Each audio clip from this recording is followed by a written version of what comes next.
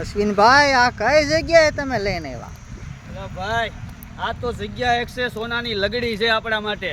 સમસ્ત પ્રજાપતિ સમાજની જે જમીન ફાળવવામાં આવી છે સરકાર દ્વારા, ખ્યાલ હોય તો તમને, એ જમીનની અંદર અત્યારે હું ઊભો છું અમદાવાદ ગાંધીનગરની અંદર. જે જમીન 6.5 વીઘા જમીન છે. આ પેલા જોવો તમે, આ બધી આ જમીન જોવો. આ જમીન છે ને 6.5 વીઘા છે. સરકાર દ્વારા આપણને જંત્રીના દરમાં આપવામાં આવી છે. આ જમીનની કિંમત છે 65 કરોડ રૂપિયા અંદાજે. 65 કરોડ. હા, 65 કરોડ રૂપિયા. 65 કરોડની જમીન આપણને 9 કરોડમાં સરકારે જંત્રી પ્રમાણે આપી છે. ભાઈ, એ જમીનની મુલાકાત માટે આવ્યો છું. અને આની અંદર એક ટ્રસ્ટી મંડળ થયું છે સમસ્ત પ્રજાપતિ સમાજ ગુજરાત, એનો સંગઠન મંત્રી પણ હું છું.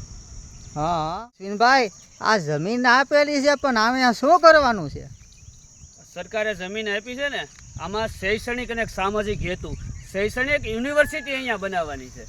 જે સમસ્ત પ્રજાપતિ સમાજ દ્વારા અહીંયા યુનિવર્સિટી જમીનની અંદર શૈક્ષણિક અલગ અલગ પ્રકારના 21 જેવા ભવનો પણ બનાવવાના છે.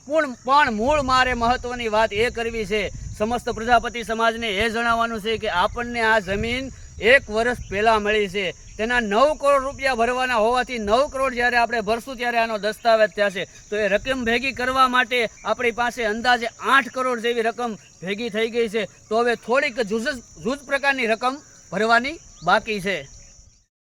આ રૂપિયા ભરાઈ જાય એના પછીની શું કાર્યવાહી? નાણાં ભરાઈ જાય ને, આપણે જુજ પ્રકારના હવે બાકી રહ્યા છે. નાણાં ભરાઈ જાય એટલે તરત જ આપણે આપણા માનનીય શ્રી મુખ્યમંત્રી તેમજ માનનીય શ્રી વડાપ્રધાન અને ગૃહમંત્રી એવા અમિતભાઈ શાહ દ્વારા અહીંયા આપણે ભૂમિપૂજનનું આયોજન કરવાનું છે. ત્યારબાદ એક સરસ મજાની એક યુનિવર્સિટી બનાવવાની છે. એ યુનિવર્સિટીની અંદર સમસ્ત પ્રજાપતિ સમાજના વિદ્યાર્થીઓને મફત ભણાવવાના છે. બહુ સરસ મજાની વાત છે, બહુ ગૌરવપૂર્વક વાત છે.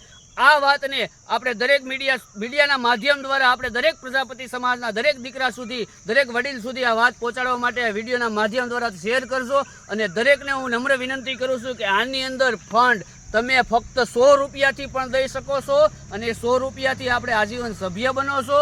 અને હું તો એ વાત કરવા આવ્યો છું કે 100 રૂપિયાના સભ્યો જે છે ને, એ 1 લાખ સભ્યો બનવા જઈ રહ્યા છે. જો એમાંના તમે પણ એક હોઈ શકો છો, જો ભર્યા હોય તો.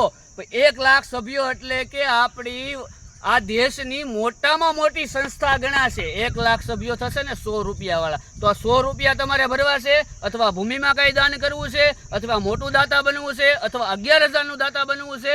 પણ જો કાંઈ ન બનવું હોય તો ફૂલ નહીં તો ફૂલની પાખડી આપણે માવામાં ખાઈને થૂકી નાખતા હોઈએ છીએ. એવી 100 રૂપિયાની રકમ જો તમારે ભરવી હોય તો તમારે પહોંચે મેળવવી હોય તો અહીંયા નીચે મારો એક મોબાઈલ નંબર મેન્શન કરેલ છે. એ મોબાઈલ નંબરની અંદર તમે મને મેસેજ કરશો અથવા કોલ કરશો તો તમારા જિલ્લા પ્રમુખની તમે યાદી આપીશ, પોસ્ટબુક તમને મોકલાવીશ અને એથી સ્કેન કોડ પણ તમને ટ્રસ્ટી મંડળનો મોકલાવીશ. તેની અંદર તમે 100 રૂપિયા ભરી અને આ આપણને સમાજની એક યુનિવર્સિટી એટલે કે આપણું શૈક્ષણિક મંદિર ઊભું થઈ રહ્યું છે ને, તેની અંદર સહયોગ આપવો અને આપણી ફરજ પૂર્ણ કરો.